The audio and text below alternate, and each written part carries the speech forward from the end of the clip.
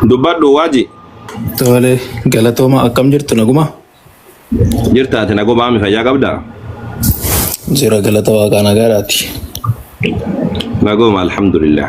Yaa gaaffii ma tokko qaba si gaafadhee mammiitii qabadhaa. Ayyee. Yaa gaariidha gaaffiin koo Quraana suuraa 28ffaa suuratul Qasaas ayat 30 irratti mukattiirraa Muusaatti kan lallabe eenyudha meenaa ibsisana. Akkas hin jedhu dogongora irraa hubatteessa sanni. Waan inni jedhu mukattiirraa kan jedhu kallattiidha. Mee wajjin dubbifna sirriitti akka dubbistu sirriitti ilaaleeti illee tolee. Argo jirtaa miti asitti mul'ata. Natti mul'ata. Akkana jedha falammaa ataahaa jedha. Wagguma inni dhufe eenyu Muusaan dhufe eenyutti muka ibidda sanitti jechuudha. Ibidda wayida argee wagguu ibiddatti dhufe nuudiya ni lallabame. eenyu kan lallabe Rabbiidha subhaanahu wa ta'ala. Min shaaxi'i ilwaadi al-aymani caafii yookaan ammoo daangaa alwaadi al-aymani jechuuni laga karaa bitaa jiru irraa itti lallabame. Caafii laga karaa bitaa irra jiru. Fil buq'ati al-mubaarakati bakka barakaa qabdu eebbifamtuu taate keessatti kan inni argamu lagni sun min ash-shajarati kan jedhu kun ammoo asitti rarraa alwaadi al-ayman. Lagni sun karaa bitaa mirgaa kan jiru min ash-shajarati mukarraa jechuudha. Mukattii irraa karaa mirgaa kan jirudha. Si galaa miti isaa isa kana yoo barbaadde tafsiira hunda yoo ilaaltee tafsiir hundi isaa kanuma si hiika. Tolee min ash-shajarati jechuun alwaadi al-ayman isa kanatti rarraa. Jihaan isaadhaa karaa mirgaadha erga jedhame mirga kan jedhame kun eessarra jennan mukattiidha jechuudha. Akkas. Mi afaan Oromoon nu banime tarii ana tara bifasaa hubachuu dadhabeta. Mi afaan Oromoon si bira hin jiru? Ifama garuu. Afaan Oromoodhaa meeqa si barbaada as keessa jawwaala kanarra yoo jiraate? Ya afaan Oromoo isaarraati. Aywa isa kana nu battuu kan siin jedhe kana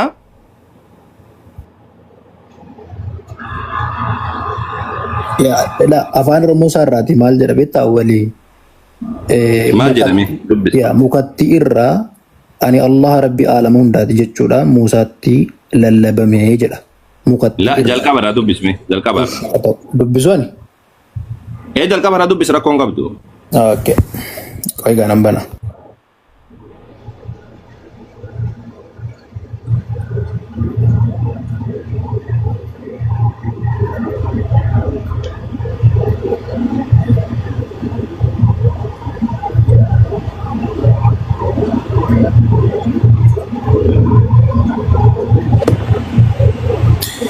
Tole digdamii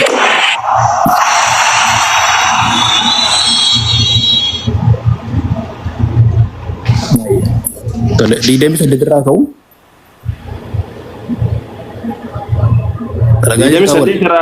Digdamii saddeet irraa ka'ii akka barbaadde godhe ati dubbisi malee bakka san homaa rakkoon qabu. Okay.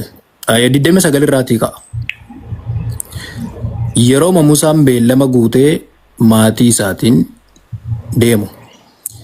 Cina gara xuuritti iddoo ibidda argee maatii isaatiin asuma turaa ani ibidda arge ishee bira odoo waahee yookiin xonbora ibiddaa irra taa'een akka ho'iftanuuf isinitti dhufuun koo ni kajeelamaa jedhe. Lakkoofsa 30. Yeroomaa ishee bira ga'u moggaa laga gara mirgaa irraa dachii barakeeffamtuu keessatti mukattii irraa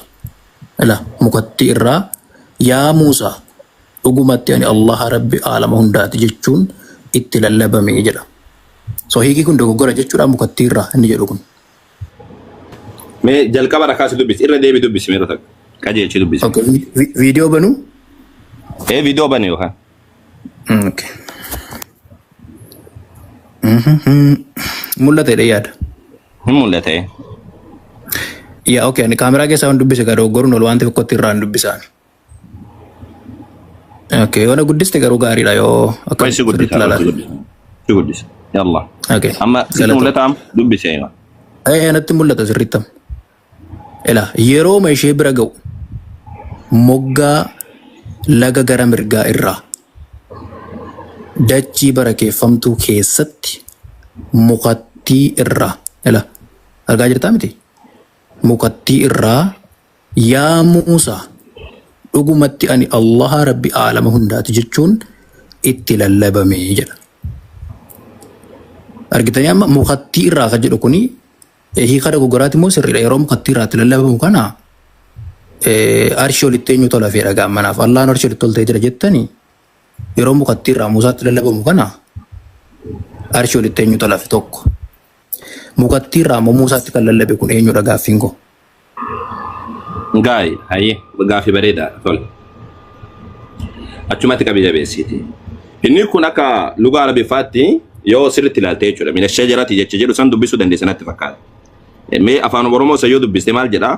فلما أتاها نودي من شاطئ الوادي الأيمن في البقعة المباركة من الشجرة. أرجو جرتامي تسمى من الشجرة كجلوسان شجرة يجونا فانا ربفات من كجلوسان مم إرّا كنجلوسان فيدا إرّا كنجلوسان كيستي رب سبحانه وتعالى بك كانت نبي الله موسى عليه السلام للبو راف يو كان أمو دبيت دبتشو راف نبي الله موسى عليه السلام أكا كراسا روفو بودي ergaduu fi ammoo nabiyyi Allah Muusaa alayhi salatu itti lallaban karaa kam itti lallabame moggaa yookaan caafii lagaa kan gara mirgaadhaa jiru nabiyyi Allah Muusaa alayhi salam dhufu jira gara mirga isaatiitti kan argamu fil buq'ati mubaaraka amma bakka barakaa qabdu keessatti min ash-shajarati jechuun mukattii irra kan jiru kuni akkuma siin jedhe kana tafsiirri irra caalu isa siin jedhe saniidha mukattii irra gara mirgaatiitti kan argamu lagni sun jechuudha. Mukattii irraa gara mirgaatitti kan argamu jechuudha. Inni kun ammoo kalamaffaadhaa kuni kaati jette kuni jira yoo jette isa kanallee namoonni gariin kanii kan jiru akka jette kanatti jechuudha. Maal jedhan min ash-shajarati mukattii irra jechuun min naahiyatiha moggaa isiitirra jechuudha yookaan ammoo karaa mukattii irra jechuudha. Muka takkaatu achi jira muka sanirraa ibiddi bakka sanitti mukattii sanirratti boba'e ibidda jechuun kun ammoo kan nabiyyi Allah Muusaa argeessan jechuudha. Achirra Rabbiin subhaanahu wa ta'ala itti dubbatee kan jiru. Mukattiitu dubbatee sun taane achirra Rabbiin itti dubbatee sagaleen inni dhagaame sun lallabni inni dhaga'e sun mukattii irra dhaga'ee kan jedhani akkasitti kan jiru. Akka hundattuu lachaan isaatu rakkoon qabu. Rabbiin subhaanahu wa ta'ala arshirra jiraati akkamitti Rabbiin asii dubbate hoo jette gaafii bareeddu kun gaafii loojikiidhaan gaafatamu tayyib gaarii sii deebisa bareechee jechuudha. Rabbiin subhaanahu wa ta'ala arshirra jiraa wagguu jennu Rabbiin akka namaa kanatti yaaduun sin barbaachisu. Wanti koo yookaan haga kiyya haga hankeetii kanaa miti. Nabi Muhammad alayhi salatu wassalam Rabbiin samii kanaa fi dachii kana guutuu quba tokko irratti samii guutuu quba tokko irratti kaata quba sammaltu dachii guutuu quba tokko irratti kaataa jedha. Rabbiin arshii olitti jira wagguu jenneetiin dubbannu Rabbiin wanti koo yookaan haga kiyya haga hankeetii wayii ta'eetiin irra ta'a jechuudha miti. La akkasitti yaadnu nuti muslimtoonni akkasitti yaadan. Waa hundaa oli Rabbiin arshiillee oli samiillee oli guddinni isaadha waan tokkotti dhiyaachuu hin danda'u. Uumama isaa keessatti Rabbiin waan barbaade dalaga. Fakkeenyaaf amma Rabbiin subhaanahu wa ta'ala gara samii duniyaatti bu'iinsa isaa malu bu'aa wagguu jennu Rabbiin akka kiyyaa kan kee kana gadi bu'eetiin arshiirraa gadi bu'ee erga sanii ammoo lafarra ejjataa kan jettu gaafa sani. Gaafa maal taate gaafa waan xiqqoo taate fakkeenyaaf amma ani si galtee fardarra jira haa jedhu fardarra jira an dheeraadha haa ta'u sirriitti dheeraadhaan. Miilli kiyyoo lafa dhaqqabe fardarraa gadi bu'een jedhamu duraayyuu lafumarra jira waan ta'eef. Garuu ammoo an gabaabaa waan ta'eef jecha miilli kee lafa waan hin dhaqqabne fardarraa awwal gad bu'ee jedhama. Rabbiin ammoo uumama hundumaa ol waan jiruufi samiin kunillee quba isaa keessatti waan tokkotti hin dhiyaatu dachiin illee akkasuma. Rabbiin uumama isaa keessatti akka barbaade dubbachuu akka barbaadetti wanna jechuu akka isaan malutti jechuudha. Gochuu danda'a rakkoo miti akkuma wanna kanarratti jechuudha amma hiika gabaabatti fidatte kanarratti rakkoodhaa miti inni kun akkas. Galatoon kanaafuu mukattii irraa kan lallabe Allahadha jechuudha gabaabatti. Sagalee Rabbiitu subhaanahu wa ta'ala mukattii irratti dhagahamee jechuudha. Ani Allah akka inni jedhe akka hiika kanaatti sii deeme beeki. Akka hiika kaanitti ammoo bakka kana taasisaa jira yoo sitti natti mul'isetti ammoo tafsiira sitti mul'isa tolee. Ya tasfiira ammoo kamitti dandaree Quraanni kun adda isaa waa hundaati jedhame tiri awwal amma tafsiira jechuun barbaaji tafsiira jechuun waan biraati miti bar lugaa Arabiffaadhaatti hirkataniiti fakkeenyaaf amma osoo lugaa Arabiffaadhaa hubattee min jecha jedhu san irraa ka'a wanni hundi isaa jechuun min ash-shajarati wagguu jedhu san min jecha jedhu san irraa ka'a. Minin tuni ibtidaa gaayaati moo eessatti rarraati? Jaarra majruura waan jedhantu jira. Jaarru wa majruur waan jedhamutu jira. Lugaa Arabii faarraa kan ka'edha. Si galtee minin tun qofti hiika baay'eedha qabdi. Hiika gara kudhanii oliidha qabdi. Min jechi jechuu qofti jechuudha. Tafsiira jechuun asumarraa ka'aniitiin haasa'u jechuudha malee namni fedha ofiitiin haasa'u jechuudha miti. Akkasii hubadhu tolee. Ati amma san dhiisi ati isa san dhiisi beekee yaa ka'an irra deemu san dhiisi kan keetuma kanarra deemna jechuudha. Oye, rakkoon qabu inni naa galaawwan. Amma mukattiirraati sagaleedhaan dubbate moo ani Allah Rabbi alama hundaati jedhee mukattiirraa kan lallabe Allah erga ta'e sagalee isaatu ani Allahadha jedhee of waame moo Allahadha mukattiirraa dubbateedha moo? Rabbi subhanahu wa ta'ala sagalee isaatiin sagalee isaa dhageessise mukattiirra. Sagalee kan jedhu achirra hin jiru kaawwan ani Allahadha jedha malee sagalee isaa kan jedhu achirra hin jiru. Maal lallaba ogguu jedhamu sagalee akka ta'e beekamaadha. Lallabni sagalee malee hin ta'a maal? Sagalee dhuma sanatu Allahadha moo sagalee jechuun amma sagalee Allah bal'aan gargar ba'uu hin danda'are? Isaan rakkoo. Sagaleen kan Rabbiiti jedhama. Sagalee shima sagalee Rabbii adda addaa. Maal jetti? Sagalee Rabbii fi Rabbi adda adda moo tokko gargar ba'uu hin danda'a? La adda adda ba'u maal adda baaree tokko illee jedhamu adda adda baallee jedhamu sagaleen sagalee Rabbiidha jedhama malee. Fakkeenyaaf akkuma beekumsa Rabbiiti. Ila si ibsamee bakka tanatti. Sekeendii duwwaa si gaafadhee miti qabadhala. Sagalee Rabbiin adda baasuu hin dandeenyu erga ta'e. Sagaleen Allah muka sanarraa dubbatu Allahadha moo Allah mitire? Wagaa fi bareedaadha. Isa kana irratti barumsa akkasiidha Islaamummaa keessa hin jiru. Filosoofiin akkasii filosoofii si galtee filosoofii hogguu siin jedhu naariin filosoofii jechuun beektaa dheetii yaada. Yaadni akkasii sun yaada kiristaanummaa keessatti yeroo hedduu haasa'u malee Islaamummaa keessatti akkasiidha miti. Sirriitti si ibsame. Fakkeenyaaf dubbii Rabbiidha yookaan sagalee Rabbiidha hogguu jennu ammas dabalataan beekumsa Rabbii hogguu jennu ogummaa Rabbiidha hogguu jennu kun hundi isaadha waan addatti baheetiin deemamuudha miti. Addatti bahee kun Rabbiidhaan jedhamu. Fakkeenyaaf beekumsa Rabbiitiin Rabbiin jennu. Ogummaa Rabbiitiin Rabbiidhaan jennu. Rahmata Rabbiitiin Rabbiidhaan jennu. Sagalee Rabbiitiin Rabbiidhaan jennu. Akkasumallee Rabbii mitillee hin jennu. Akkasiin jedhama. Maal jedhama malee sifa jedhama. Sifa jechuun waan Rabbiin ittiin himamu jechuudha. Rabbiin ni dubbata inni dubbata. Sagalee isaanii dhagama inni dhagama. Achumatti dhaabata. Si galtee Rabbiin sifa qaba. Yookaan ammoo beekumsa qaba, sagalee qaba, dubbii qaba jenneetiin dubbanni dubbata jenna malee beekumsa isaadhaa Rabbi moo Rabbi miti hin jedhamu. Wantoonni akkasii. Rabbii mitillee jedhamu, Rabbiillee jedhamu, beekumsa isaati jedhama malee. Fakkeenyaaf hogguu akkas jettu fakkeenya an Awwal Qaasim nama gurraacha yoo ta'e yookaan diimaa yoo ta'e gurraachinni Awwal Qaasim awwali moo awwalii miti hin jedhamu. Jalqabuma irraan gaafatamu inni kun. Maaliif jennaan Awwal Qaasim wanni jedhamu iyyuu diimaadha yookaan gurraacha yoo ta'e Awwal Qaasim gurraachinni isaa awwal moo awwalii miti hin jedhamu. Awwal kan jedhame iyyuu isuma kana.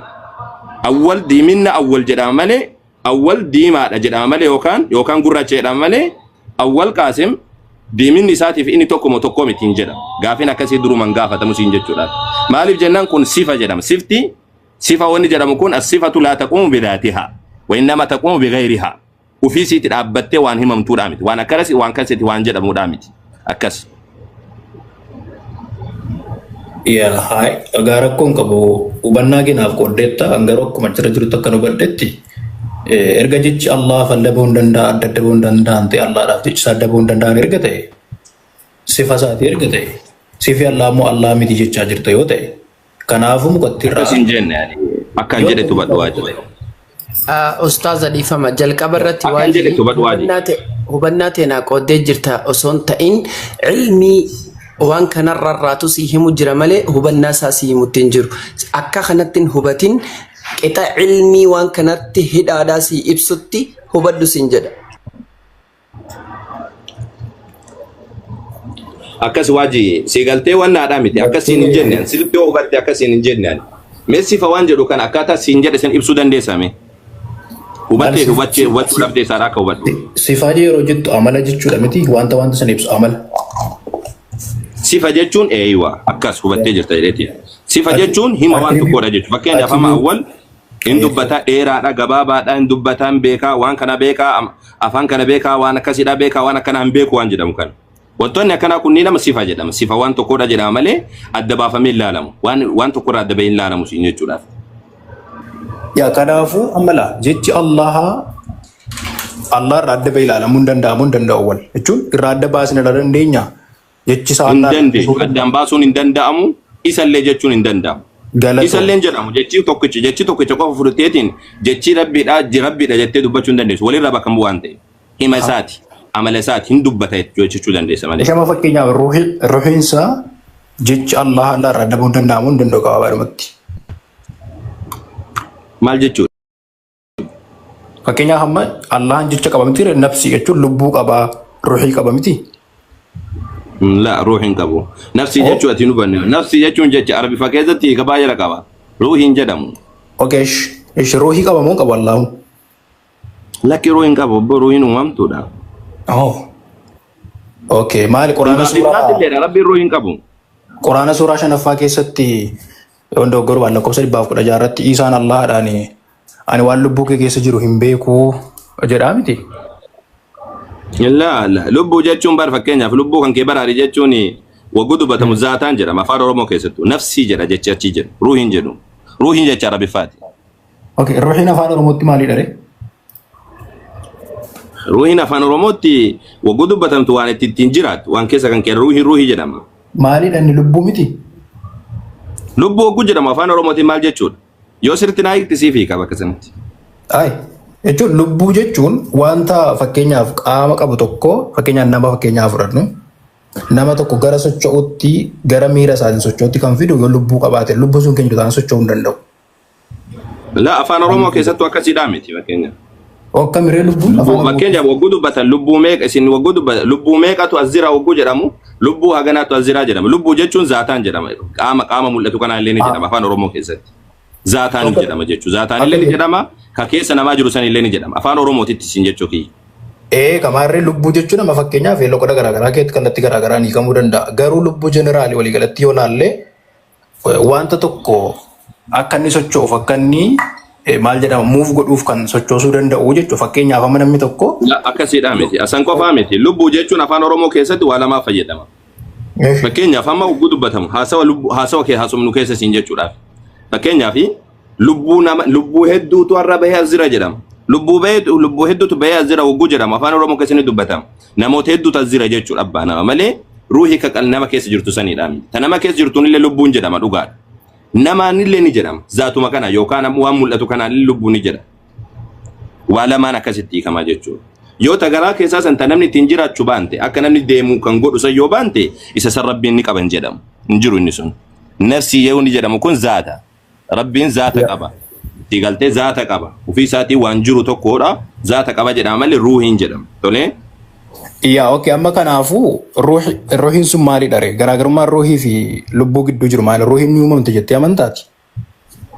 Ruuhiin uumamtuudha maal yasaluunaka ani ruuhi qul ruuhu min amri rabbii jedha. Suuraa 17 irratti digaltee waa'ee ruuhii irraa si gaafatanii ruuhiin ajaja rabbii kiyyaatirraa waan deemuudha jedhi dubbadhu jedhaan. Ruuhin uumamtuudha Allah wax makhluuqa.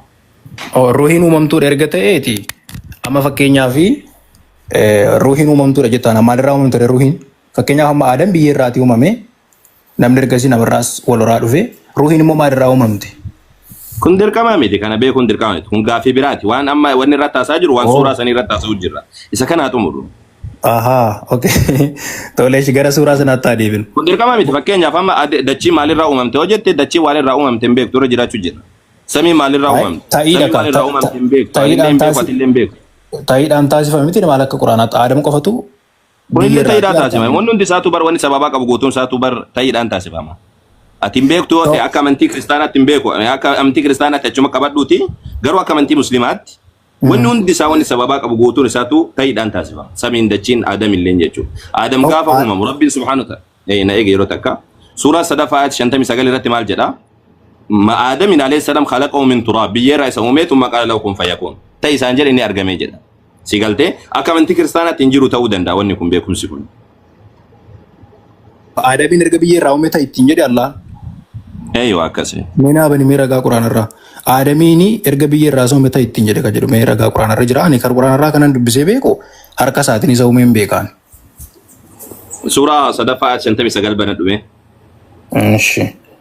sadaffaa 59 sawaa'ee isaa ijoolletti fidda yoo ta'e inni si yoo ta'u shimeen ilaalla. La banadhu jallisitu. Sadii 59. Sadii 59 suuraa Al-Imraan.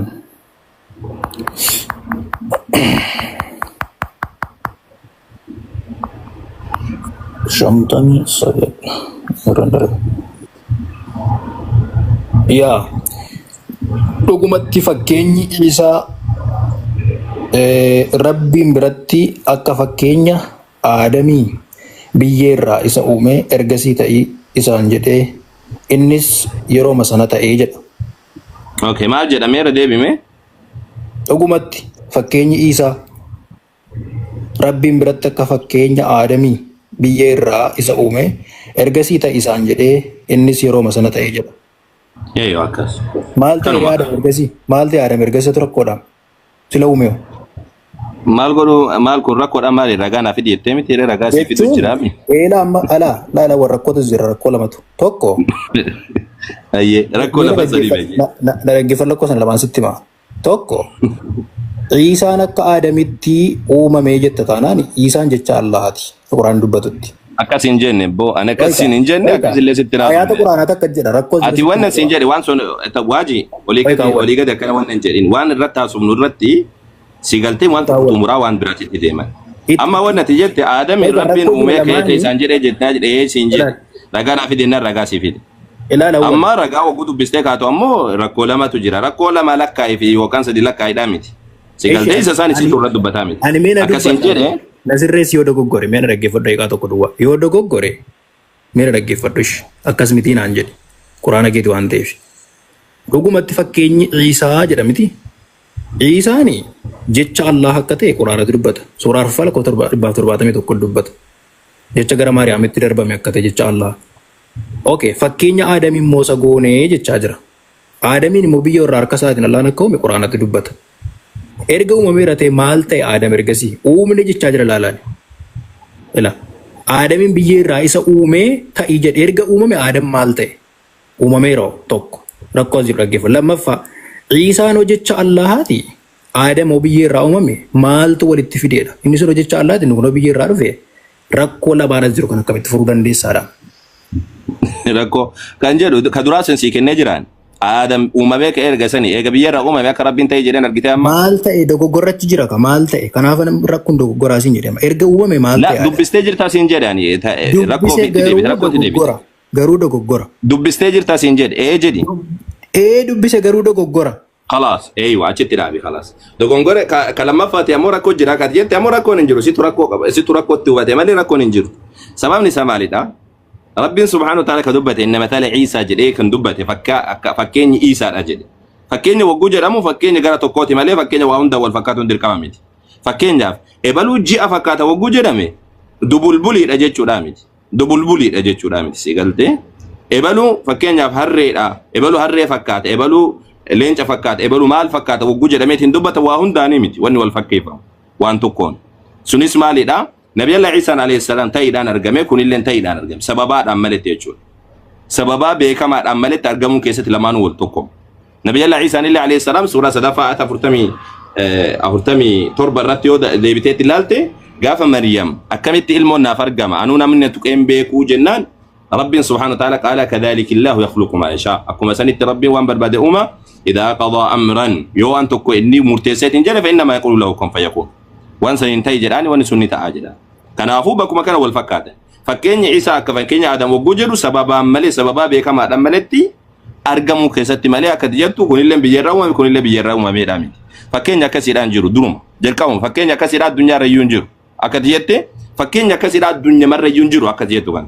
Fakkeenya keessatti yoo ati seerluga kamiyyuu barattee yoo jiraatte jechuudha. Fakkeenya Arabiffaan beekaan tashbiha jedhama. Tashbiha keessatti wanni tokko wal caaluun dirqama. Garummaan qabaachuun isaadhaaf beekamaadha. Gara hundaa wal fakkaachuun inuma hin danda'amu. Inuma hin danda'amu. Takka isaa gadi ta'a takka isaa ol ta'a. Fakkeenyaaf ebaluu akka harreetti jechuun waa hunda wal fakkaataa miti waan xiqqoo keessatti.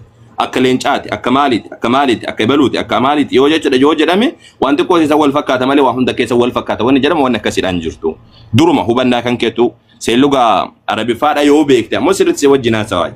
تشبيه كيسة تشبيه وني جرم وانت قول فكيفهم تشبيه كيسة لا يلزم منه التساوي بيك ترى تم بتساكن تساوي والكتار آمي والكتمان وينقبض تولي والشالو نسا غرا ما قباتشون نسا دركام يوكان مو وني ولي فكيفهم ينجرو سينجي أكس Fakkeenya yuun jedhamu sila osoo akkas taate. Yaa so amma kanaafuu fakkeenya yeroo jedhu qaama namummaa qabaachuu lachuu isaanii ibsuun malee aadaan biyyee irraati Ciisaan jecha Allaati. Mitiire akkanitti hubadhe akkasi. Aadaan biyyee irraati uumame erga uumame immoo ta'ii ittiin jedhame maal ta'e ka jedhudhamu. Sila uumameera erga yeroo uumame san nama hin taane moo aadame. Waan biraa ta'e ture ergasii waan biraa immoo taasifame. Isa kanatu rakkoodha. Gaaffii lammaffaati kunillee bareedduudha tunillee. Maaltu uumame kan jedhu Aadam alayhi salaam Aadamin hin taane. Jalqaba ogguu biyyarra uumu Rabbiin suuraadha uume. Suuraa isin jechuun suuraa namaadha kanatti tottolchee erga sanii ta'e jedhee Rabbiin nama ta'e argame jedheen erga sanii ta'e jechuudha. Namatti jijjiire. Erga biyyee uume booda nama ta'e namatti jijjiire. Waaqa sii galte amma. Afuuratti baafa uumame biyyeen tolfame erga ka'een booda Rabbiin waan saniin biyyee sanii maal jedheen duduuba sanii yookaan dhoqqee sanii maal jedheen ta'e jedheen nama ta'e jedheen. Afuuratti hin baafanne Allaahun. Afuuratti hin baafanne afuurri kan jedhamu sun akka macaafa keessanitti malee akkasiidhaa miti. Macaafa keessanitti dhugaadha afuuratti baafatee jedha. Akka Quraanaa Islaamummaa keessatti hin jiru. Akka Quraanaatti hin jiru. Mana fiihi min ruuhihi jedha itti afuufee jedhama malee itti baafatee jedhama. Isuma jechuu kooti itti afuufne afuura Aadamitti. Itti afuufama maal itti afuufamne itti afuufama. Qoy erga itti afuufame booda ta'e jedhamu erga ta'e jedhame itti afuufame afuura Aadamitti. So yeroo masani maal ruuhiin itti afuufame ta'e jechuun sanuma. Akkamitti ati mee qoy waa si gaafadhaan. Qoy nan gaafatin awwal dhaabbadhu bakka ammaa. Qoy maal rakkisa maal wal gaafachaa deemu jirra rakkoon qabdu qoy mee waan si cinquudha miti. Waan si cinqu miti. Awwal turi. Hin gaafattaa turi awwal. I promise hin gaafattaa turi. Maal na wajjin haasa'u jirtaami yaa waaji. Mee na wajjin haasa'u jirtaami. Waan tokko wajjin haasofna jechuun akka siif galuuf jechuudha. Akka siif galuudha. Akkasiin jedhee. Erga ta'ii jedhame afuurritti baafame erga afuurritti baafame ta'ii jedhame Aadam. Kanuma addanaa baasi. Kun gaafii biraati bar gaafii biraati. Isuma kanarra jirra kaa ta'ii jedhame irra jirraa miti awwal keenya. Erga afuurritti baafame ta'ii jedhame. Mee dhageeffadhu mee yeroo takka wacan godhee waaji. Yeroo takka dhageeffadhu. Yeroo takka dhageeffadhee wacan godheeniti. Akkasiin jedhee jalqaboonni irraa kaate waan kanarra fagoodhaayyuu fagoo jira. Erga sanii irra kortee adada kun si deebi'uun kaan irra koraa deemu jira. Akka kanatti ijoolleen maan akka tasaadha ijoolleema wanna jechu ijoollee ofotti dhiiga tikfachuudhaaf yoo taate malee faayidaa hin qabu si galtee. Borumsaaf ammoo wajjin haasa'uu barbaachisa. Suuta hidhiitinaa wajjin haasa'e. Akkasiin jedhani Rabbiin subhaanahu wa ta'ala ruuhitti afuufee jira. Afuufeetiin jira. Maal keessatti afuufame? Aadamin keessatti alayhi salaam duduuba san keessatti afuufame. Wagguma afuufu san Rabbiin yeroo ta'u sanitti yeroo nama ta'u sanitti Rabbiin ta'e jedhaan. Rabbiin ta'e jechuuf wanni sun addaan hin turu. Si galtee ruuhiin afuufamee osoo ruuhiin afuufameetiin ergasanii ammoo Rabbiin subhaanahu wa ta'ala ammoo ofii isaatii boodarra lallabee hin jennu nuti akkasidhaa miti. Yeroo ta'u jedhu Rabbiin yeroo ruuhiin afuufu san ta'e jedhaan. Hin ta'a wanni sun jechuudha. Hin ta'a wanni sun hin ta'a. Si galtee akkasiin. Wanni ta'ii rabbiitiin malee wanni argamu tokko illee hin jiru. Hayyama isaatiin malee wanni argamu hin jiru. Hayyama rabbiitiin maletti argame yoo rabbiin jedheen maletti wanni sun ka argamu wanni tokko illee hin jiru jechuudha. Wanni kun argamu ruuhitti afuufu ajaju waan garagaraati miti. Fakkeenyaaf si fudhadhaan. Fakkeenyaaf amma nam tokko ati makiinaa oofaa jirtaa jennu akka loojikiidhaan si dhiyeessuudhaaf si galte. Beenzila irra ejjettee eegasanii socho'u yoo ati jetteeni waan garagaraati miti. Laakiin ammoo ati socho'u yoo jechuullee baate inuma deemaa beeki. Inuma deemaa beeki. Beenzila irra jettee socho'u yoo jetteen yeroo takka beenzila irra jechuu fi akkasumallee socho'u jechuu wama tokko makiinaan deemti. Ayyib makiinaan deemtee dhiqan. Akka kanatti fudhadhu. Rabbiin subhaanahu wa ta'ala ni uuma. Wagguma wanni sun akka ta'uu barbaadu ta'e jedhaan Rabbiin. Sababaallee godhee wanni sun ta'e jedhaan Rabbiin. Nullee akkasuma nu mataan keenya Rabbi wagguu nu uumu waan tokko argamuu keenya wagguu barbaadu ruuhiinitti afuufee ergasanii ta'e jedhaan wanni sun ni ta'a jechuudha. Akka Rabbiin barbaade sanitti ta'a. Kun waan wal faalleessuudhaa miti. Ufumaa wajjin rakkachuu jirta malee. Hayyee mi'aani waan kanaan wal qabatame akka amantaa kan keetiin ibsuu dandeessaame. Sirraa bara. Akka amantaa kan keetiin ibsuu dandeessaame. Rakkoon qabu. Amma awwalii fakkeenya konkolaataa fudhatteetu waa'ee ta'ii Aadam taasifamee fi afuura Aadamitti afuufame sanaatii wal bira qabdinaa ibsaa jirta jechuudha. Konkolaataa fakkeenyaaf gaasiitti gaabuu socho'u jechuudha man socho'aa. Indeemaa kan jedhu kaastee haasaa jirta erga ta'e. Konkolaataan otoo gaasiin qaban socho'uu hin danda'u tokko. Otoo furtuu konkolaataa bantee konkolaataan socho'uu hin danda'u. Yoo gaasii gattu qaa ol ta'eyyuu socho'uu sun illee konkolaataan jalqabin. You have to start the car. Konkolaataa dura jalqabdee ergasii booda gaasiitti buuta. Tartiiba kanaanuu xiqqoo sirreessuu qabdaa jechuudha. Amma waan ati jala murteenatti himuu qabdu jalqaba uumamee ta'i jedhamee hafuurri yeroo sanatti baafame moo kan hafuura sanatti baase Allaadha yoo ta'e Allah dhumatu ta'i jedhe Aadamiin hafuura immoo itti baafate jechaa jirta.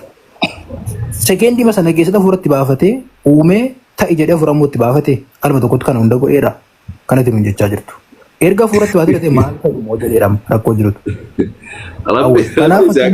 Waan jedhe nu banneerratti bakka ammas irra si deebi'ame.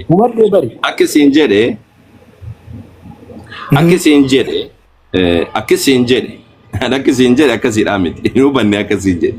Ani akkasiin jedhani makiina konkolaataadha waggooti wal fakkeessu waa wal dhiibuudhaa miti sin jechuudha. Waa wal dhiibuu miti. Ajajuu fi waan tokko sababaa gochuun waa wal dhiiguudhaa miti. Rabbiin ruuhii keessa kaa'uu fi ta'i jechuun waan garaagaraatii miti sin jechuu jira. Wanni hundi isaa waan fedha Rabbiitiin argamu. Wanni hundi isaa waan fedha Rabbiitiin. Ruuhii keessa kaa'e ta'i jedheen. Erga sani ammoo wanni sun Aadamin ta'e jechuudha. Nuti akka kanatti amanna. Tole gaariidha. Makiinaa dura beenzila itti kaa'u, makiinaa furtuu kaasuun waan makiinaa akkaataa makiinaa toofan si barsiisuu kiyyaa miti si galtee. Ajajuu fi waan tokko hojjechuun sababaa hojjechuun akka garaagarummaa hin qabne si barsiisuudhaaf. Malee ani makiinaa akkaataa itti kaasan akka kana jedhee si barsiisuu ittiin jiru. Si galtee akkasanitti baradhu siin jechuudha. Tole mee garana deebina tole. Mee akka amantii kan keetiitti. Mee yeroo takka mee. Akka amantii kan keetiitti. Akka amantii keetti. Aywa yeroo takka na eegamee. Siin ibsaa rakkoo qabu tura awwal. Mee kanuma duwwaa naa xumure rakkoo qabu xumurre. Aadamiin gaafa uume. Iddoo asumne yeroo takka mee waajii. Wama kana irratti jechuudha. Wama Aadam irratti. Awwal hin gaafatta. Ela. Maaliif macaa farra kana dheessita waajii. Yeroo takka mee hin baafata yeroo takka na eegame. Gara rabaatti waliin geessinu ka awwal. Utuun isaan. An maal arraba maal geessine isa yoo marrabatti geessine. Ilaala awwal. Yeroo takka waajii yeroo takka mee. Wanni siin jedhee. Wanna kana yoo wal faallesu sibira jiraate. Wanni kana oliidha wanni sirri sibira jiraate sirraa dhageeffanne. Wama rakkoon qabduuti. Si galtee sirraa dhageeffanne. Tayyib wanni kana oli barsiifni kana oliidha yoo jiraate. Barsiifni sirna qabu barsiifni qajeelaan biraadha yoo jiraate. Mee akkaataa Aadam uumama irraa Aadam irratti isin bira maaltu jirame? Baay'ee gaarii. Tole jalqaba akka hadiis jedhu bakka jettallee gargar uumama Aadam irratti iyyuu hadiisi meetira 30 kan ta'uu isaa uume jedha. Haa ta'u hunduma 60 jechuudha. Hunduma 60 ta'uu dhiyeessisanii wama rakkoon qabduuti. Akkaataa isin bira jiru akkaataa uumamaa irratti ibsa. Baay'ee gaarii akkaataa uumama namaa irratti siin ibsa baay'ee bareedaadha. Macaafarraa si ibsaa jechuudha. Akkaataa uumama namaa irratti akkaati jettee jin xiqqoo walitti dhiyaata. Garuu Quraana jedhu fakka caaffati jedhu garaagarummaa guddaa gidduu jira. Fakkeenyaafati ta'i jedhee taasisee jettee gara seera uumamaa keessa dhannee gaafa laallu seera uumamaa boqonnaa lamarraa qonnee boqonnaa tokkorraati akaanu. Seera uumamaa boqonnaa tokkorraa kaanee gaafa laallu sirriitti na dhaggeeffadhu gaawwal. Si dhaggeeffachuu jira maal jedhee isaa? Haa ta'u mee ilaalu walumaan akkaataa uumamaa Aadamitti kan nuti beeknu Addaami. Aadamiin hin beeknu Addaamiin hin beeknu macaafi keenya Addaamiin beeka Aadamiin hin beeku. Tole mee ilaallu seera uumamaa boqonnaa tokkorraa kaanee ilaallu. Jalqaba Waaqayyo gaafa nama uumama kaan erga uumee taasisee raawwate booda yeroo nama Waaqayyo akkasitti dubbata macaafa qulqulluu seera uumamaa boqonnaa tokko lakkoofsa 27 irraa kaafnee yoo ilaalle 26 irraa kaanee ilaallu. Kana booddee Waaqayyo kottaa akka bifa keenyaatti akka fakkaattii keenyaattis nama ni uumna. Isaan qurxummii galaanaa irratti simbiraa fi allaattii qilleensa keessa balali'an irratti horii qe'ee irratti bineensa lafaa hundumaa irratti munyuuqaa lafaa irraa munyuuqan hundumaa irrattis mootummaa qabaatanii jedhe. Lakkoofsa 27. Egaa Waaqayyo akka bifa isaatti nama uume akka bifa Waaqayyotti isa uume. Dhiiraaf dubartii isaan uume jedha caafata qulqulluun. Waaqayyo maal godhee dhiiraaf dubartii isaan uume akka bifa fakkaattii keenyaatti kottaa nama hin uumnaa jedhe. Akka Quraanaatti kun beekamaa miti. Garaagarummaa guddaanas jira jechuudha. Kan baraarannee seera uumamaa boqonnaa 2 keessatti gaafa laallu Waaqayyo seera uumamaa boqonnaa 2 lakkoofsa 1 dhannee ilaallu. Boqonnaa 2 lakkoofsa 7 irraa kaanee ilaallu. Akkas jedha. Waaqayyo gooftaan biyya lafaatti nama tolche. Hafuura jireenyaa itti godhe. Funyaan isaatti hin baafate. Akkasitti namni uumama lubbuu qabaatee jiraatu ta'ee jedha. Namni uumama maal ta'ee jiraate lubbuu qabu jiraate ta'ee jiraate jedha. Waaqayyo maal godhe hafuura jireenyaa funyaan isaatti baafate jedha. Garaagarummaa jiru argite ta'iidhaan kan keessanii. Asitti garuu hafuura jireenya isaaf kennu funyaan isaatti baafatee jedha. Nama ni uume dhiiraa dubartii isaan uume akka bifa fakkaatti keenyaatti nama uumnaa jedhe. Kana jechuun Waaqayyoo namni fuula Waaqayyoo harka Waaqayyoo ija Waaqayyoo fakkaatu qabaa jechuu miti. Amala Waaqayyoo namaaf qoode jira. Eenyummaa Waaqayyoo namaaf qoode jira. Fakkeenyaaf uumarratti aboo qabaachuu, garaa dhiifamaa qabaachuu, jaalala, aboodhaa fi aangoo qabaachuu kan ibsu jechuudha. Akka bifa fakkaatti keenyaatti nama uumnaa yeroo jedhu. Kottaa yeroo jedhu nama tokko tokkoof gaaffii ta'uu danda'a. Kiristaanni Waaqa sadii afur qabaa miti. Kiristoos Yesuus hundumaa duraa akka ture, afur qulqulluu akka ture, abbaan akka ture, caafata lafa ka'a. Waaqa tokko malee Waaqa sadii jechuu miti. Kana jechuun uumama uumuu keessatti Kiristoos hirmaannaa akka qabu, afur qulqulluun abbaan hirmaannaa akka qabu, Waaqa tokkoon uumama akka uume kan agarsiisu jechuudha. So kan nuti itti amannu Trinity isa jedhamu jechuudha. Kottaa akka jedhu kun kan ibsuudha jechuudha. Garaagarummaa guddaan jiru asirratti. Hafuura jiraataatti baafate jedha caafata qulqulluun. Ati immoo ta'i jedheetu taasisee ergasii achumaan immoo hafuuratti baafatee jette. Kanaa jechuudha garaagarummaan jiru awwal. Gaariidha ayyee bareeda. Bareeda ibsa gaarii tole. Isa kanarratti laakiin amma mee asuma deebineetuma waan kanarratti ilaallu jechuun ka islaamummaatiif fi kawannaa kana islaamummallee duratti raasaa turre kan macaafallee jechuudha. Amma asirratti oguu dubbatu duratti oguu dubba seera uumamaa boqonnaa tokko lakkoofsa 26 kana booddee Waaqayyo kottaa akka bifa keenyaatti akka fakkaatti keenyaattis naman uumnaa jedhee akka fakkaatti keenyaatti akka bifa keenyaatti naman uumnaa jechuun maal jechuudha? Jechuun fakkaatti keenya jechuun Rabbiin fakkaata jechuudha miti Aadamii jedhe. Tayyi biraa dabalu rakkoon qabdu sanirraa rakkoon qabu ammaaf. Isaan qurxummii galaana irratti simbiraa fi allaatti qilleensa keessa balali'an irratti horii qe'ee irratti bineensa lafaa hundumaa irratti munyuuqa lafa irra munyuuqan hunda irrattis mootummaa haa qabaatan jedhee jedha. Tayyib tum. Kana mee kanarraa gaafii ammaaf hin qabuuti biraa dabalu kana callisee olii gadi wanna godhaa waan hin deemne. Wanni xiyyeeffannaa irratti kennu akkaataa uumama Aadaam. Egaa Waaqayyo akka bifa isaatti nama uumee jedha. Akka bifa Waaqayyootti isa uume dhiiraa fi dubartitti isa uume dubartii isa uume jedha. Asirratti waajii dhiiraa fi dubartitu uumame gaafuma jalqabu uumame jedhe. Seera uumamaadha boqonnaa tokko irratti jechuudha. Gaafuma jalqabu uumamtu dhiiraa fi dubartitu uumame jedhee lafa kaa'a. Tartiibaan miti hewwaan achi boodaan dhalattee akkana godhee jedhee Aadaam akkaataatti uumamtu waan tokko hin dubbatu maal jedha? Waaqayyo isa akka egaa Waaqayyo akka bifa isaatti nama uume akka bifa Waaqayyootti isa uume dhiiraa fi dubartii isa uume jedha. Dhiiraa fi dubartiitu uumame jedha. Okay, jabeessi qabisa kan. Boqonnaa lama irratti ammoo boqonnaa lama deebi'ee Waaqayyo gooftaan biyyoo lafaatti nama tolchee jedha. Hafuura jireenya itti godhu funyaan isaattiin baafatee akkasitti namni uumamaa lubbuu qabaatee jiraatu ta'ee jedha.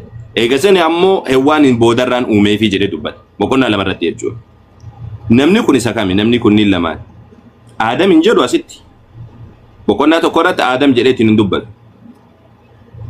Aadam jedheetiin asitti hin dubbanne lakkoofsa 27 irratti jechuudha. Nama uumee jedheetiin dubbata. Ergasanii akkasitti wanna jedha. Tole boqonnaa lama irratti ammoo Aadamin uumee ka'ee ergasanii ammoo hawwaan akka uume dubbata. Boqonnaa tokko irratti ammoo nama dhiiraaf dhalaayyuu dhiiraaf dhiintalallee uumee jedha yeroo takka. Isa kana akkamitti hubatte ati? Yaa baay'ee gaarii isa kana boqonnaa 5 keessatti seeratuun hubantu si bira jiraannan seeruma boqonnaa 5 lakkoofsa 1 dubbistanii argita akkaataa uumamaa Addaamii fi waan irratti lafa kaa'eera jechuudha. Dhiiraaf dubartii isaan uume yeroo jedhu Addaamillee uumamaa akka ta'e Hewaanis uumamtu akka taate kan ibsudha. Akka caafati qulqulluun jedhutti dubartiin dhiirarraa akka argamte dhiiraaf akka uumamte caafati qulqulluutti dubbataa jechuudha. Isa kana ilaaluu dandeenya caafati qulqulluu keessaa. So yeroo asitti dhiiraaf dubartii isaan uume jedhu Addaamii fi Hewaaniin walitti qabee ibsuu isaati. Isa kana seeruma boqonnaa 5 keessatti dhufee lafa kaa'eera jechuudha. Yeroo banti natti tola Sibraawwal seeruma boqonnaa 5 lakkoofsa 1 dubbisime achirratti dhufee ibsee lafa kaa'eera jechuudha. Kana jechuun Hewaanis ija Waaqayyoo keessatti Addaam keessatti akka isheen ilaalamtu caafata qulqulluutu lafa kaa'a. Isa kanas ilaaluu dandeenya jechuudha waliin. Kanaaf seeruma boqonnaa 5 bakki ansi gaafadhe bakka kanaadhaa miti si galtee ishee dhugaadha seera uumamaa boqonnaa 5 irratti maal jedha yeroo isaan uumes nama jedhee isaan moggaasee inni dhiiraa fi dubartii isaan uume isaan eebbisee jedha. Adam waggaa 130 jiraatee jedhee akkasitti bu'u. Bakki kanaa miti bakki ansi gaafadhe. Nama yeroo jedhu lachuu isaanii walitti qabeetu nama jedhee isaan waama. Hewaanii cinaacha Addaam irraati akka isheen uumamte caafatatu lafa kaa'a jechuudha. Kanaaf Waaqayyo gaafa dhiiraa dubartii isaan uume jedhu Hewaanis Addaam keessatti argamtu akka isheen taate Addaam mataa akka ta'etti aboo akka qabutti gaatummaa akka qabutti caafate lafa kaa'a. Kanaaf Hewaan achi keessatti ilaalamti jechuudha.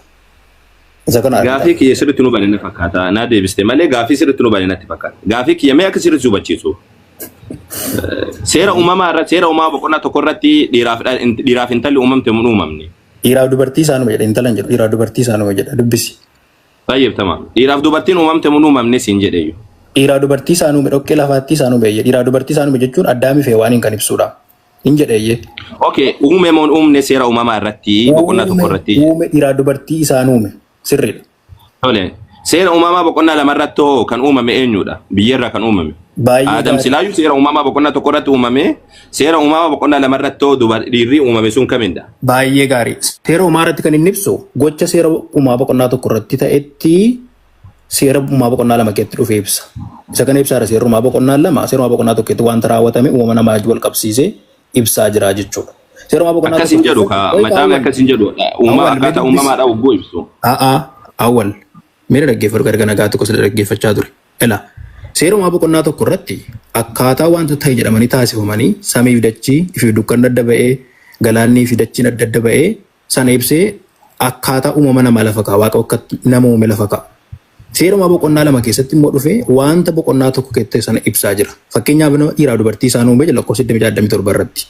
Dhufee boqonnaa lama keessatti immoo biyyee lafaarraati isaaniin akka uume hafuura jiraataa addaamittis ta'ee hewaanitti yeroo baafatu sana arginaa jechuudha. Isa kana caafata qulqulluun seera uumamaa boqonnaa lama keessatti ibsaa jiru. Isa boqonnaa tokko keessatti. Inni kun akkasiin jedhu waaji isa kana irratti mee waliin dubbifna. Seera uumamaa boqonnaa tokko irratti dhiiraaf intalli hewaaniif addamillee uumamanii jettee qabatte tayyib gaari.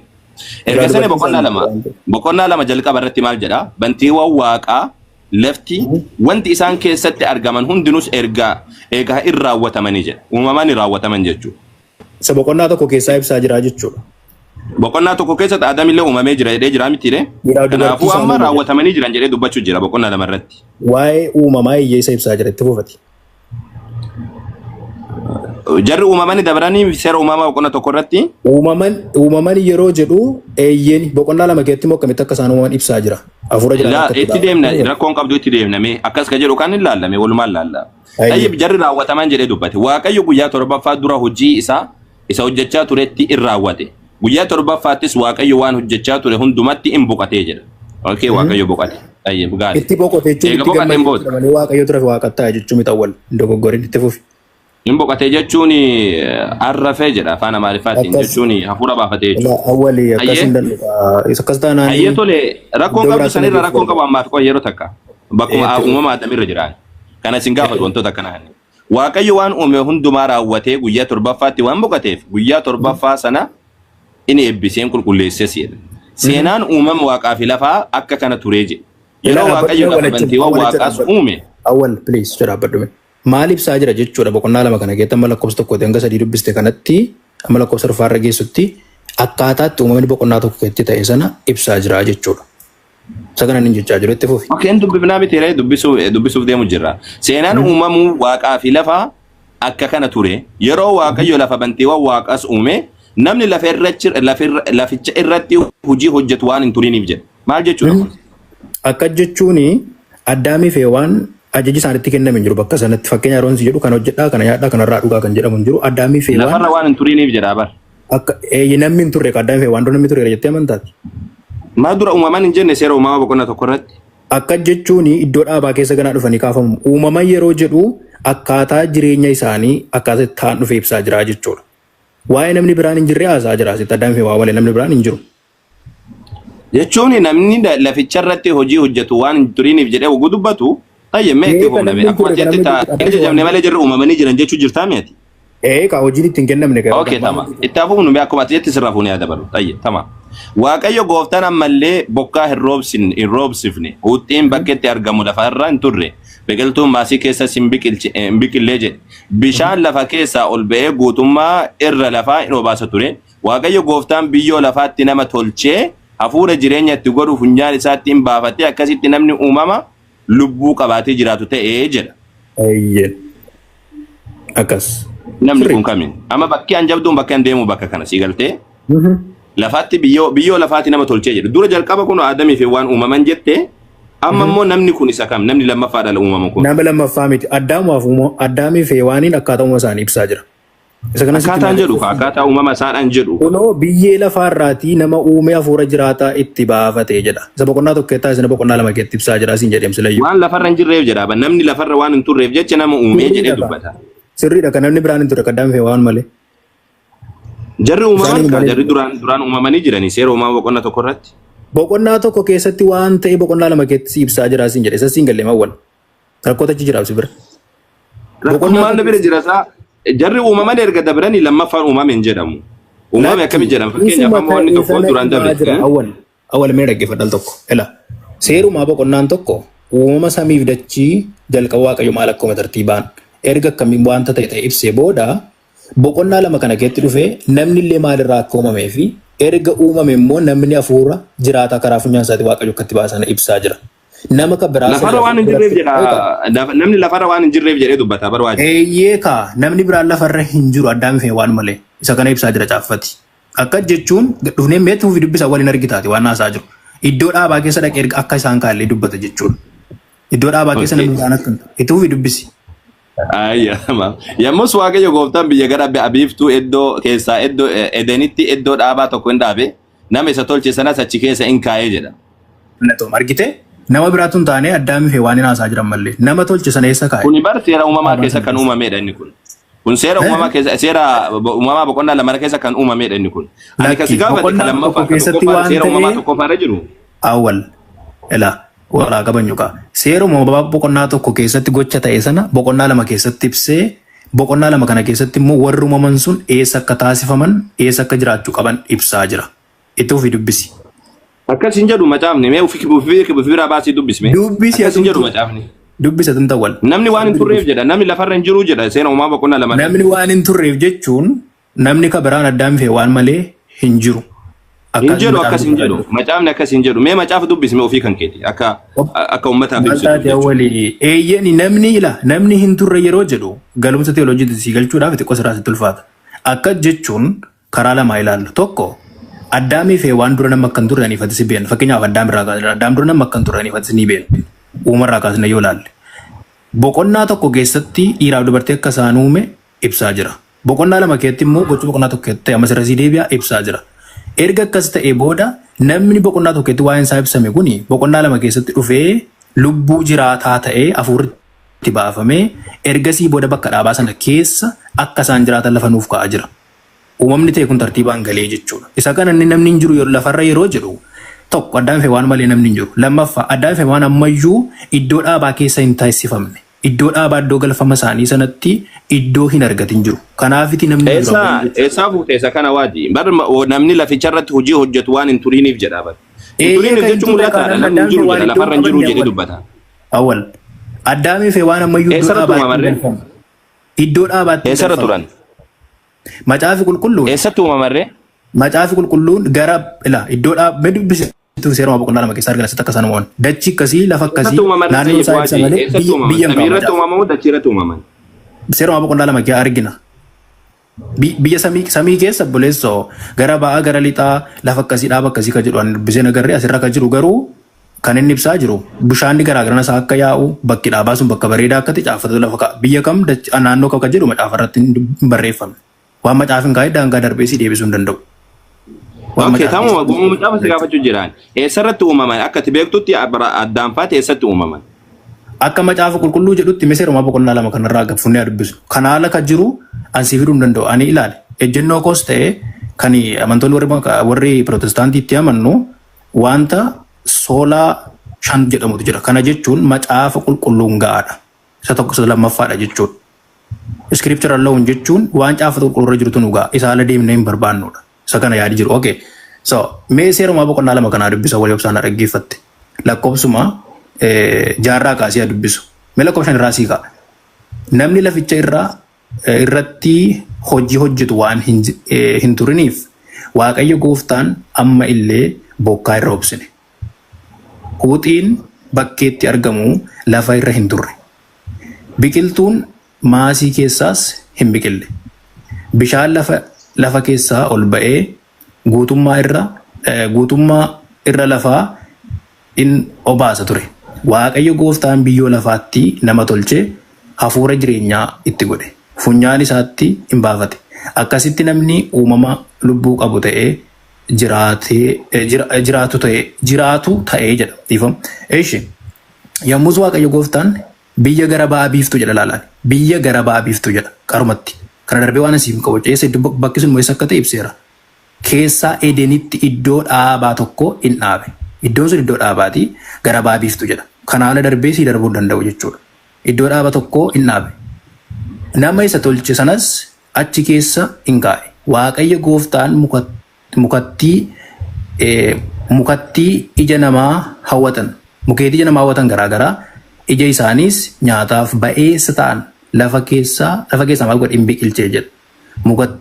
Mukattii ijaa sanas nyaatanii jireenya namaaf kennuu mukattii hamaaf gaarii ittiin beekanis iddoo dhaabaa sanaa walakkaa turanii jedha. Iddoo dhaabaa sanaa itti fufee ibsaa jechuudha. Gara ba'aa biiftuu iddoo dhaabaa Eden sana keessa isaan dhaabe jedha. Caaffati kanuma ibsaa biyya akkasii naannoo akkasii Saawud Arabiyaa, Itoophiyaa, Jeerman, Jaappaan hin jiru. Caaffati nu ibseera kan caaffati lafa kaa darbanii deebuu hin dandeenyu jechuudha nuti. Caafanni hin ibsine naan jetteena caafanni ibsine naan jechuu hin dandeessu. Akkasiin jedhe ayyeedhaan. Caafatni ibsineedhaaf barreeffamee hin jiruun gargari awwalla. Barreeffamee hin jiru kana darbee kan macaafara jiru darbee sitti himuu hin danda'u. Kanuma jechuudha. Okay, tanuma kalaas nuti illee wanni jennu isuma kana ayyee gaariidha. Ati hin dabrin rakkoon qabaan waan macaafaatti nala sin gaafannu. Caafanni hin dubbannee jette ta'e ani bakki guddoon ani rakkoo irraa qabu beektee bakka boqonnaa lakkoofsa 5 irra jiru kan namni laficha irratti hojii hojjetu waan hin turiiniif kan jedhu kan seera uumamaa boqonnaa 1 irratti namni uumame jedhee geessee ka'ee boqonnaa 2 irratti namni waan hin turiiniif akkamitti jedhaa kan jedhu ati akka jechaa jirtutti namni waan hin turiiniif jechuun Aadamii fi Hewwaan malee jechaa jirtaati. Aadamii fi Hewwaan malee ammallee lakkoofsa 7 irratti ammoo Waaqayyo nama uumee wagguu jedhu ammoo nama tolchee wagguu jedhu Aadamii maa jechuu jirtaati. Aadamii maa jechuu jirta. Namni hin turiiniif wagguu jedhu eenyuun baana siin jedhan gaafiin kiyya ifa galaa natti fakkaata. Gaafiin kiyya ifa galaa natti fakkaata. Namni waan hin turiiniif wagguu jedhu eenyuun baana. Addaam kun uumamee jira dura namni waan hin turiiniif maa jedha macaafni kan jedhu gaafiin kiyya guddoon isa kana ture.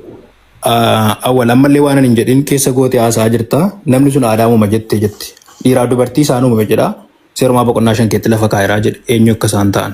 Isa kana isan jedhe dhiistee yaada kee haasaa jirta yaada kee haasuun immoo narratti dhiibbaa fiduun qabu yaaduma kee haasofta malee tokko isa kana. Lammaffaa seerumaa boqonnaa 1 keessatti kottaa nama in uumnaa jedha akka bifa fakkaattii keenyaatti nama ni uumna. Tartiiba uumamaatu maaltu ta'a akka jiru Waaqayyo keetti kaa'eera.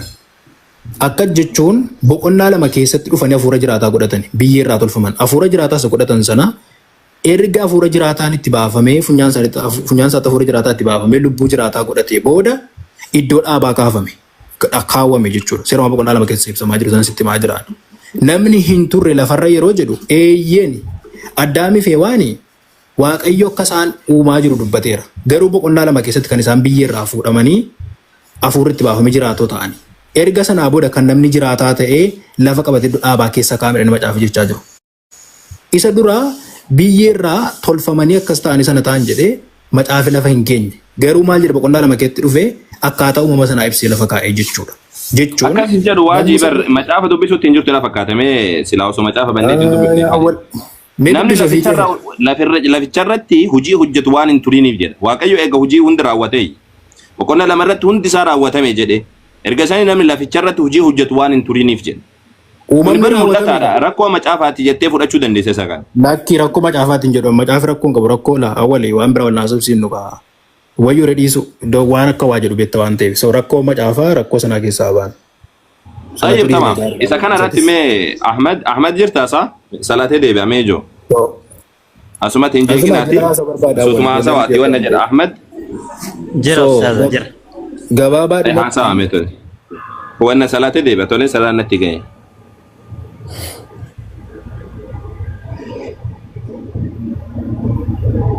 Ahmad haasawa ayyoo Ahmad. Salaataa deebi'aa ka. Ayyee. Yoo barbaadde haasawaa waajii wajjin yoo barbaadde namoota biraa wajjin haasawa. Yoo jiraatanii namoonni biroo wajjin haasa'anii xiqqoo waajii wajjin.